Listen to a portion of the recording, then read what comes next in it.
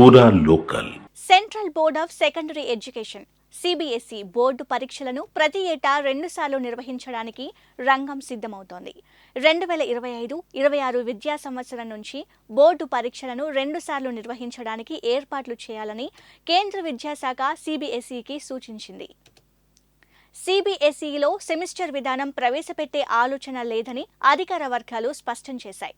ప్రతి సంవత్సరం 2 సార్లు బోర్డు పరీక్షల నిర్వహణపై కేంద్ర విద్యాశాఖ, సిబిఎస్ఈ అధికారులు వచ్చే నెలలో స్కూల్ ప్రిన్సిపాళ్లతో సమావేశం కానున్నట్లు తెలిసింది.